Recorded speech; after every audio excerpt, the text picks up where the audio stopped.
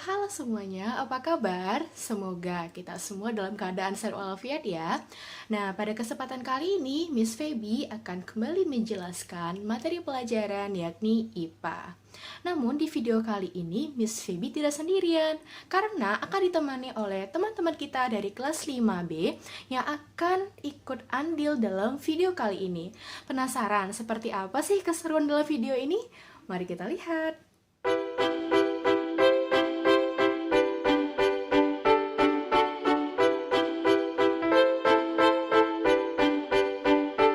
Teman-teman semuanya, kalian pernah tidak melihat bahkan melakukan berbagai macam aktivitas seperti berjalan, berlari, melompat, dan lain sebagainya?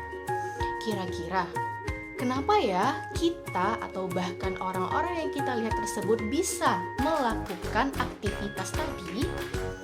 Penasaran? Ingin tahu jawabannya seperti apa? Nah, oleh sebab itu, mari simak video berikut yang akan membahas tentang sistem gerak pada manusia. Nah, kita akan membahas terlebih dahulu yang pertama adalah tulang. Kita mulai dengan fungsi tulang. Miss akan rangkum di sini menjadi 4 fungsi utama si tulang. Yang pertama, ada menopang tubuh. Lalu, yang kedua, memberi bentuk tubuh. Yang ketiga, tempat melekatnya otot-otot, dan yang keempat, melindungi organ-organ penting pada tubuh. Nah, di sini ada gambar yang akan mewakili fungsi dari nomor 1 dan nomor 2. Nah, kenapa disebut menopang tubuh? Karena fungsi dari tulang akan mampu membuat tubuh kita menjadi berdiri tegak secara sempurna dan juga memberikan bentuk pada tubuh kita. Dan yang ketiga, di sini ada gambar yang menunjukkan tempat melekatnya otot-otot. Jadi pada tulang kita, itu tempat melekatnya otot-otot ya Anda semuanya. Dan di sini, peran tulang adalah sebagai alat gerak pasif. Kenapa seperti alat gerak pasif ya Miss? Karena tanpa adanya otot, tulang tidak akan bisa bergerak. Makanya kita sebut dia sebagai alat gerak pasif. Lalu yang keempat, dia bisa melindungi organ-organ penting pada tubuh. Contohnya seperti paru-paru, jantung. Nah, itu semua dilindungi oleh tulang. Lanjut ke pembahasan kita yang kedua, ada jenis-jenis tulang. Nah, yang pertama, berdasarkan bentuknya, tulang itu dibedakan menjadi 4 nih Anda sekalian. Yang pertama ada tulang pipa. Sesuai dengan namanya, bentuknya seperti pipa dan berbentuk panjang. Contohnya kita bisa lihat adalah tulang paha. Lalu ada tulang pipih, berarti berbentuk seperti lempengan. Contohnya adalah tulang belikat. Yang ketiga ada tulang pendek, biasanya kita sering jumpai di ruas-ruas jari kaki, jari tangan. Dan yang keempat ada tulang tak beraturan. Di sini ditampilkan contohnya yaitu tulang rahang bawah. Yang selanjutnya kita kenal lagi jenis-jenis tulang berdasarkan zat penyusunnya. Terbagi menjadi 2 bagian, yaitu apa saja? Pertama ada tulang keras, biasanya tersusun dari zat-zat kapur. Contohnya kita bisa lihat tulang paha, tulang yang ini juga masuk nih semuanya Ananda. Dia termasuk sebagai tulang keras. Lalu yang kedua ada tulang rawan. Nah, biasanya zat-zat kapurnya lebih sedikit dijumpai pada tulang rawan ini, sehingga tulangnya itu lebih bersifat lentur. Contoh, pada daun telinga kita semua. Yang ketiga, kita akan bahas sistem rangka pada tubuh manusia. Nah, kali ini nih, kita akan dengarkan secara langsung presentasi dari teman-teman kita kelas 5B yang akan secara detail menjelaskan berbagai macam penyusun tulang pada rangka tubuh manusia. Seperti apa ya yang akan dijelaskan oleh teman-teman kita? Mari kita lihat.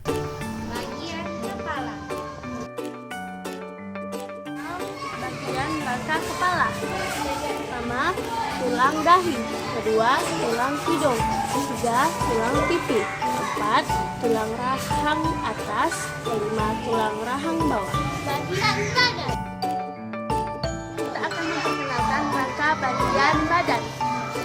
Pertama, tulang dada. Kedua, tulang rusuk. Ketiga, tulang selangkah. Keempat, tulang belikat.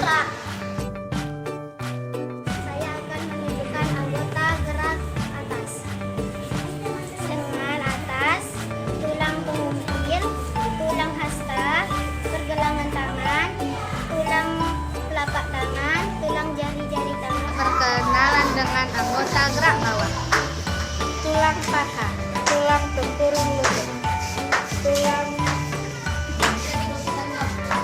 tulang kering, tulang betis, tulang jari-jari kaki, pergelangan kaki. Itu tadi penjelasan dari teman-teman kita yang telah membahas tulang-tulang penyusun pada rangka tubuh manusia.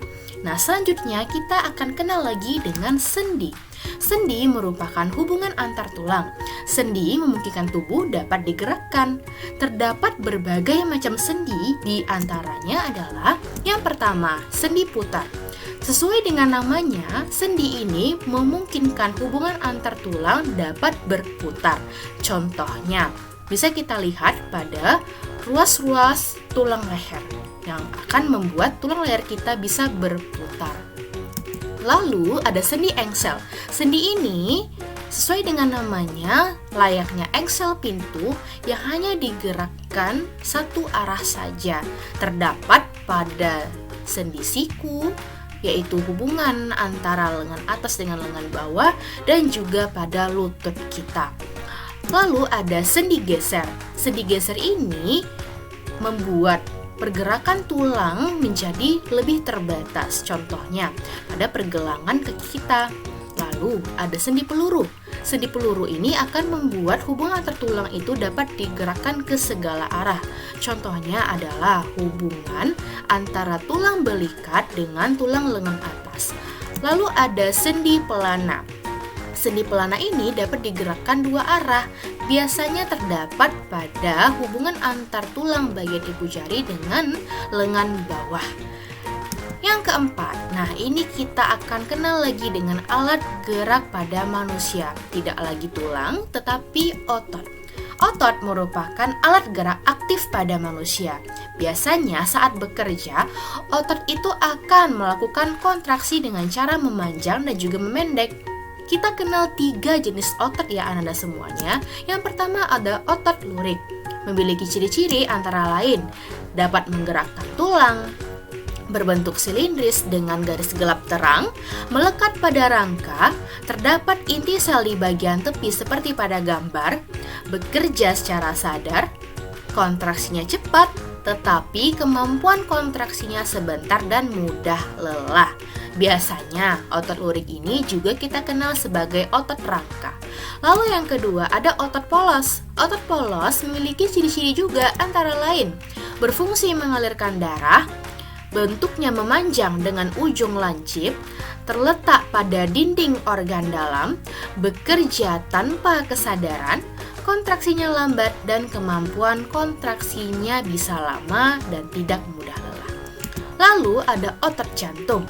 Otot jantung juga memiliki ciri-ciri antara lain menggerakkan tulang, berbentuk silindris dan bercabang, terletak pada dinding jantung, terdapat satu inti sel di bagian tengah seperti pada gambar, bekerja dengan tanpa kesadaran, kontraksinya sedang dan kemampuan kontraksinya juga sedang.